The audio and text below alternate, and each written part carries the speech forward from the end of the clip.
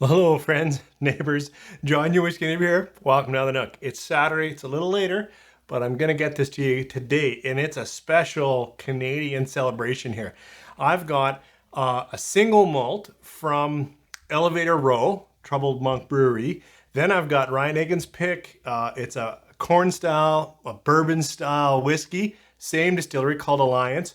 And then I've got same style of whiskey, corn-based bourbon style whiskey, but from Okanagan Spirits out in Vernon. So if you've got any Canadian, well, the focus is actually going to be corn style whiskey, but in a bourbon style from Canada. So if you've got any of that kicking around, why don't you pour a dram of that? I'm going to warm up with this single malt from Elevator Row or Troubled Monk when we get back. 3, 4.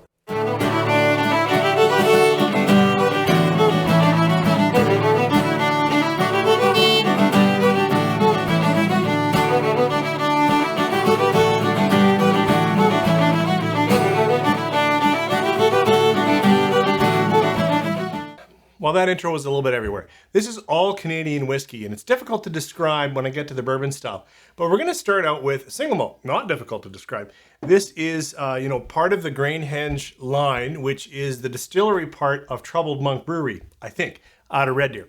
And this here is the Elevator Row, and what is it? It's all of this is young. This one I think is 43 months. And it's aged in number 2 and number 4 new oak. It's released at 58.2%. Talks about being, I think, a Munich malt. Is this a Munich malt? No, it's a dark Munich malt. At any rate, this came out a little while ago. It is a single malt, so we'll warm up our palate with that. Nose and taste. Wow, that's very sweet and fruity. I would say the maltiness here maybe comes across a little bit nutty, a little bit husky. But actually I get quite a bit of sweetness in that. Just a lovely, kind of a sweeter fruit, like a sweet apple. Let's try it on the palate. Cheers.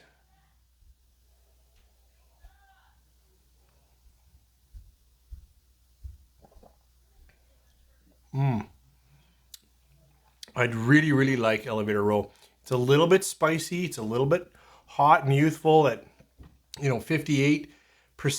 It's got a kick to it, but there's a nice almost gingerbread cookie note that kicks around in there, a little bit of chocolate, lots of young malt, but it just holds your attention. Very tasty. Now it's a bruiser at that high percent, and I usually enjoy it with just a little bit of water, and then I get a bit more of that oakiness on there because it's got that new wood.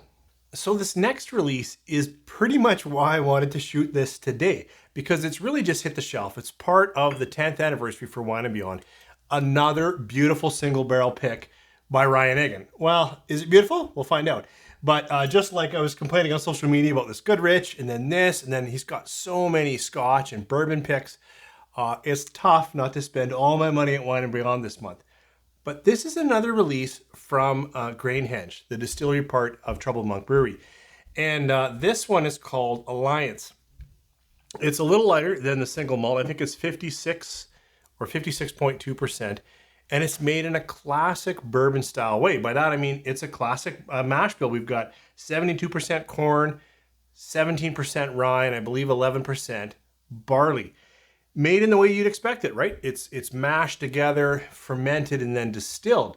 Whereas more classic Canadian, we would distill each of those grains separately, age separately, and blend, maybe vat after, typically. But what I struggle with this kind of thing is to describe it, because, of course, it's a bourbon style, but to be a bourbon, it has to be produced in the States.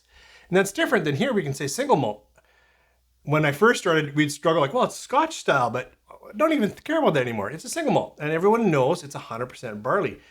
And here, I guess I just call it a corn style whiskey. But we need to think about how to identify it very clearly internationally, as more and more, I think, producers around the world are looking at that style of whiskey. Because I really don't like it when they call it a bourbon, and I'll talk about that with this last one. Coming back to the whiskey, it was a bit of a rant, and I apologize. So this is very young, 36 months, corn style whiskey from GrainHenge. It's called Alliance. And it's spicy and oaky. Maybe there's a little bit of that rye grass going on in there. A little bit floral. I mean, it's very different than a single malt. You know, coming back to this is almost creamy. Yeah, it's still sweet, but just very different than, I would say this is sharper and brighter, but in a nice way. Maybe mix in some sweet maraschino cherry in with the fruit. Let's try it on the palate. Cheers.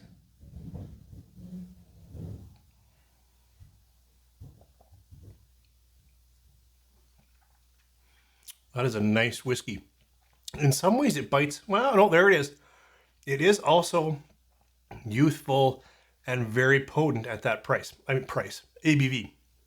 But it's got a lot more oak flavors, a lot more peppering, spicing, not just the alcohol hug. Some cinnamon in there, and a different kind of chocolate than I would get on the single malt. Yeah, these are very, very different. Oh, this definitely gets chocolate and nutty on the nose. Very interesting, almost a Nutella vibe. So this is a really nice corn style whiskey. It is youthful, but it's got lots of flavor to continue. So the last one up here is from Okanagan Spirits out of Vernon. And it's called BLK and then BRBN. And this, I'll try not to rant too much about this. So this is also a corn style whiskey. It's a little older, I think it's 4 years, and it's aged in a heavily toasted medium char barrel. I don't know the numbers on that. Medium, I'd expect number 2. Heavily toasted, I'm not sure how to describe that except for the way they do. But the BLK stands for black, and the BRBN, you know, you kind of say it like bourbon if you're pronouncing BRBN. Of course, we can't call it a bourbon because it's made in Canada. Back to my rant, I think we should just enjoy, I don't know, giving it a name. Is it corn whiskey? Maybe. Then let's just call it that. Because I don't like that we make it sound like a bourbon when it's not a bourbon, but it's made like a bourbon. But it's in Canada. Whether it's confusing or not, what's this taste like? What's interesting about the black part is it's a black malt, chocolate malt, which usually, I couldn't get the description, but usually chocolate malt means they've roasted the malt a little longer when they're stopping that fermentation process. So we'll see how black bourbon from Okanagan Spirits, it's not a bourbon, BRBN, is nose and taste. And it's got a bit more roast notes than the Alliance. Yeah, this is far more youthful, brighter, spicier. This has some roast notes, but lots of oak too.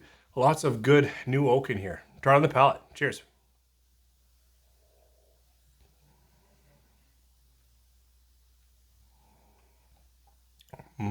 That's got some sweet maple syrup on chocolate chip pancakes vibe going on.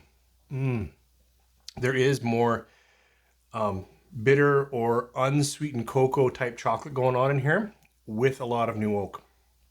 That is a really nice corn whiskey from Okanagan. This black BRBN, really, really tasty. I'm impressed that it stacks up as well as it does in 4 years. This single barrel pick from Ryan Egan, the Alliance from GrainHenge, is delicious and tasty. A little bit spicier and pepperier than the Okanagan one for sure. And the single malt is a really nice youthful single malt. I actually really like the GrenHenge and had no problem picking up a bottle, paying over 100 or whatever we did, because I just really appreciate the quality they're putting out. And of course, Ryan knows how to pick them. But the surprise up here, aside from the naming, which I can't get my head around, is the Okanagan Black BRBN.